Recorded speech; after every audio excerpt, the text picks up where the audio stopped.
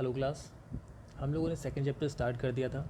Second chapter में हम लोगों ने थोड़ा सा इंटरनेट का पढ़ लिया था कि इंटरनेट क्या होता है। इंटरनेट के दो टाइप्स होते हैं, वेब सर्वर और वेब क्लाइंट, जिसमें से हम लोगों ने वेब सर्वर कंप्लीट कर लिया था। उसके कैरेक्टरिस्टिक्स पढ़ लिए थे कि वो फास्ट होता है, बड़ी मेमोरी होती है और स्टोरेज ज़्यादा चाहिए उसको, कैपेसिटी ज़्यादा होती है उसकी। उसके बाद हमेशा 24/7 वो कनेक्टेड रहता है इंटरनेट से, सारी चीज़ें। आज हम पढ़ते हैं वेब क्लाइंट। जैसे कि मैंने एग्जांपल दिया था दुकानदार का, तो दुकानदार वेब सर्वर जो डेटा प्रोवाइड कराता है। वैसे जो हम डेटा खरीद रहे हैं, हम जो डेटा ढूंढ रहे हैं या हम जो डेटा पाना चाहते हैं, तो वो हो गया वेब क्लाइंट। जैसे कि दुकानदार वेब सर्वर, खरीदार वेब क्लाइंट। पढ़ते हैं इसमें क्या है। Web client refers to the application that helps to receive information from the web server. It can be user machine or any device that provides web access. अब यहाँ पे proper definition अगर कही जाए तो वेब क्लाइंट एक ऐसी application है जो कि वेब सर्वर से हमें इंफॉर्मेशन प्रोवाइड करवाती है। जैसे कि हमारा हुआ वेब ब्राउज़र, हमारा गूगल क्रोम हुआ, इंटरनेट एक्सप्लोरर हुआ, मोजिला फायरफॉक्स हुआ, ये सारी चीज़ें हमारी वेब क्लाइंट में आएंगी। और यूज़र कौन हुआ यहाँ पे? यूज़र जो उस चीज़ को यूज़ कर रहा है, जो उस एप्लीकेशन को चला रहा है। कोई भी यूज़र मशीन, जैसे कि अगर मेरा मोबाइल है तो वो भी वेब क्लाइंट में आएगा। कोई भी अगर कंप्यूटर है जिस पे मैं काम कर रहा हूँ, लैपटॉप है, टैबलेट है, तो वो भी वेब क्लाइंट में ही आएगा। ठीक है।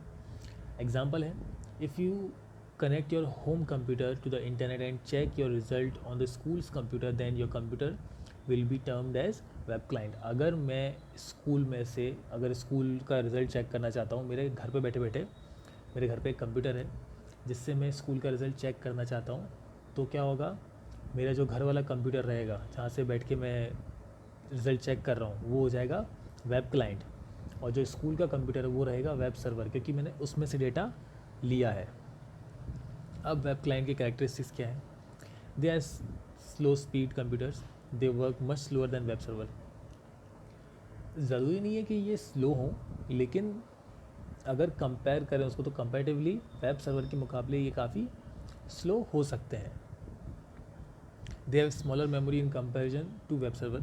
वेब सर्वर के कंपैरिजन में मेमोरी काफ़ी कम होती है। They have much lower storage space than web server. Web server से कम स्पेस, जो इनकी कैपेसिटी है, स्टोरेज जो कैपेसिटी है वो कम होती है। To establish connection with internet only when they require some information or services from the web server. After completing internet related work, they disconnect from the internet. ज़रूरी नहीं है कि ये 24 घंटे आपके इंटरनेट से कनेक्टेड रहें। जब ज़रूरत होती है हम सिर्फ उसको तभी कनेक्ट करते हैं। Their main purpose is to acquire data और services from the web server. इनका मेन काम क्या है? मेन मोटिव इनका ये है कि ये वेब सर्वर से इंफॉर्मेशन या जो भी उसकी सर्विसेज हैं या जो भी डेटा है उसको ले सकें।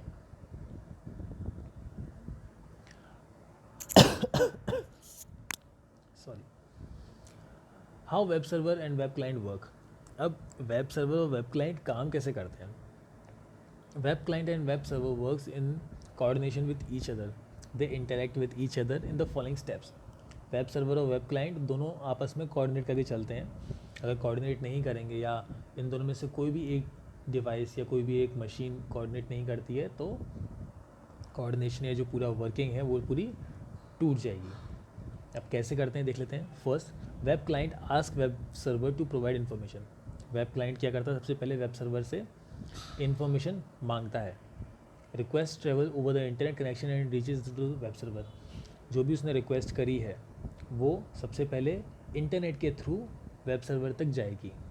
Web server provides require information, फिर वेब सर्वर उस चीज़ को प्रोवाइड कराएगा आगे। जैसे उसके पास रिक्वेस्ट आई, उसने रिक्वेस्ट एक्सेस करी, एक्सेप्ट करी, और जो भी डेटा है, जो भी इन्फॉर्मेशन है, वो वेब क्लाइंट को प्रोवाइड कराई। अब वापस इंटरनेट की ही मदद से वो वेब क्लाइंट तक आ जाएगी। ठीक है। जैसे कि एक एग्जांपल ले सकते हैं कि मैं बाज़ार गया, बाज़ार में मैंने जो भी किराना स्टोर वाला है उससे मैंने बोला कि मुझे ये सामान चाहिए। वो लिस्ट लेगा, सामान लाएगा और मेरे को दे देगा, बदले में उसको पैसे दे दूँगा। सिंपल सा है। ऐसे ही वेब क्लाइंट का भी होता है कि वेब क्लाइंट ने पहले रिक्वेस्ट करी, वो इंटरनेट के थ्रू वेब सर्वर तक गई, फिर इंटरनेट के थ्रू ही वेब सर्वर ने उस चीज़ को वापस वेब क्लाइंट तक भेज दिया। ये एक डायग्राम है, इसमें वेब क्लाइंट क्या कर रहा है, सबसे पहले रिक्वेस्ट कर रहा है सर्विस के लिए इंटरनेट के थ्रू, फिर वेब सर्वर उसकी रिक्वेस्ट को पढ़ रहा है और फिर उसको वापस इंटरनेट के थ्रू ही वेब क्लाइंट तक पहुंचा रहा है। ये सब इतना फास्ट होता है कि पता ही लगता है कि ये प्रोसेस हुई भी है, हमने डायरेक्ट एंटर किया और फटाक से वो हमें इन्फॉर्मेशन मिल जाती है। Identification of internet computer. You know that the internet works on the basis of web server and web client interaction. Web client ask web server to provide information. अब हम ये समझ गए हैं कि वेब क्लाइंट और वेब सर्वर काम कैसे करते हैं, इनका इंटरेक्शन कैसे होता है। अब हमने ये भी देख लिया कि वेब क्लाइंट वेब सर्वर से डेटा मांगता है या इन्फॉर्मेशन मांगता है और वेब सर्वर उसको देता है।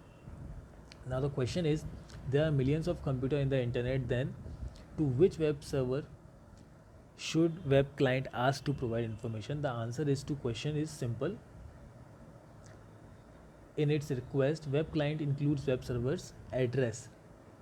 In internet terminology, a computer address is called IP address.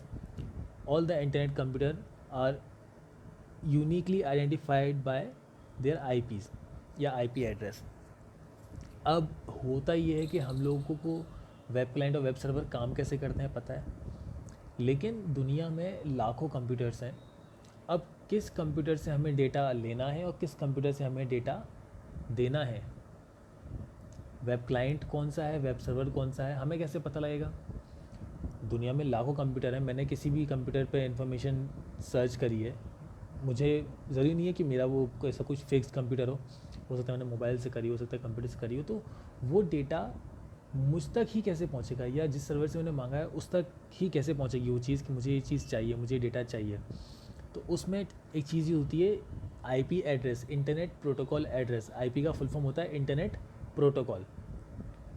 Her device का एक यूनिक आईपी एड्रेस होता है, हर डिवाइस का इंटरनेट ही प्रोवाइड, जब आप किसी सिस्टम को इंटरनेट से कनेक्ट करते हो तो इंटरनेट आपको एक आईपी एड्रेस प्रोवाइड कराता है कि ये आपका आईपी एड्रेस है, और जब भी कोई इन्फॉर्मेशन आएगी तो वो इस इंटरनेट के जो ये इंटरनेट प्रोटोकॉल का जो एड्रेस है, आईपी एड्रेस है, इस पर, जैसे कि हमारा घर होता है, मैंने एक पार्सल या फ्लिपकार्ट पे मैंने कुछ ऑर्डर किया, वो मेरे घर तक कैसे पहुंचेगा? क्योंकि उधर मैंने मेरा एड्रेस डाला है, जो भी एड्रेस है मेरा मकान नंबर, गली नंबर, गली का नाम, शहर का नाम, स्टेट का नाम, तो मुझ तक वो डेटा आ जाएगा या मुझ तक वो जो मैं चीज़ मंगवाई है फ्लिपकार्ट से वो आएगी। वैसे ही क्लाइंट का और सर्वर का भी आईपी एड्रेस होता है, जहाँ से उन्हें डेटा प्रोवाइड करना होता है और जहाँ से उनको डेटा प्रोवाइड करवाना होता है। ठीक है, आईपी एड्रेस पढ़ते हैं क्या है। आईपी एड्रेस का full form internet protocol address मैंने बता दिया था। ये एक यूनिक आइडेंटिटी नंबर है, हर डिवाइस का एक नंबर होता है, और N IP address comprised of 4 numbers starting from 0 to 225, separated by 3 dots as follow: number 1, number 2, number 3, number 4। Her IP address 4 number से मतलब 4 सेट्स में डिज़ाइन रहता है। इसका फर्स्ट सेट रहता है जो फर्स्ट, फिर सेकंड, थर्ड, फोर्थ। अब ये जो चीज़ें हैं ये पूरी 3 डॉट्स में सेपरेट रहती हैं। First number, then dot, second number, then dot, third number, then dot, then fourth number.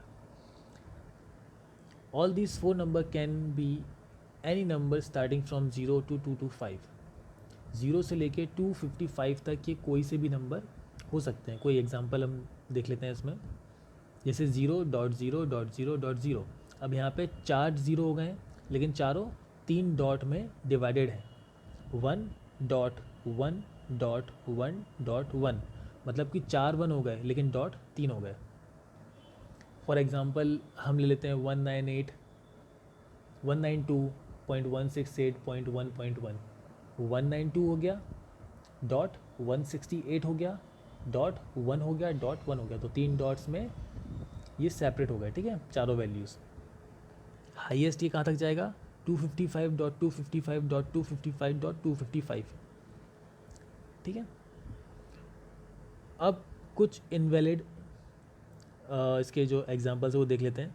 सबसे पहला है 250.10.20.255 256 ये होना चाहिए, लेकिन यहाँ पे क्या है 250.10.20 फिर 256 उसके बाद डॉट है। यहाँ पे क्या 20 और 225 256 के बीच में डॉट नहीं है जो फर्स्ट वाला है इसमें। सेकंड वाले में 257 ये यहीं पर गलत हो गया क्योंकि 255 के आगे बढ़ ही नहीं सकता, ये 257 तक चला गया है। फर्स्ट वाला गलत कैसे है, इसकी स्टार्टिंग 1 से है। हमेशा याद रखना कि जो आईपी एड्रेस होती है उसका फर्स्ट जो डिजिट होता है या फर्स्ट जो सेक्शन होता है या फर्स्ट नंबर जो होता है वो कभी भी छोटा नहीं होता, वो हमेशा बड़ा होता है, और लास्ट वाला जो होता है वो अक्सर छोटा होता है। ठीक है, नेक्स्ट में पढ़ते हैं हम 110 ठीक है, 100 ठीक है, उसके बाद है 1000 255 के आगे निकल गया है, 1000 255 से बड़ा है इसीलिए ये गलत हो जाएगा। होप यहाँ तक आपको समझ में आ गया हो कि आईपी एड्रेस क्या होता है। सिंपल सी चीज़ है, एक कोई भी यूनिक एड्रेस जो एक डिवाइस को दिया जाए वो आईपी एड्रेस होता है। ठीक है, नेक्स्ट वीडियो में हम पढ़ेंगे डोमेन नेम क्या होता है और कैसे काम करता है, क्यों ज़रूरी है, कहाँ कहाँ यूज़ आता है, और आईपी एड्रेस से कैसे रिलेट करता है या आईपी एड्रेस कहाँ कहाँ यूज़ आता है। ये सारी चीज़ें हम नेक्स्ट वीडियो में पढ़ेंगे। होप आपको अभी तक का समझ में आ गया हो। अगर फर्स्ट वीडियो नहीं देखा तो फर्स्ट वीडियो ज़रूर देख लेना ताकि आप लोगों को ये समझ में आ जाए कि वेब क्लाइंट वेब सर्वर क्या होते हैं। Thank you.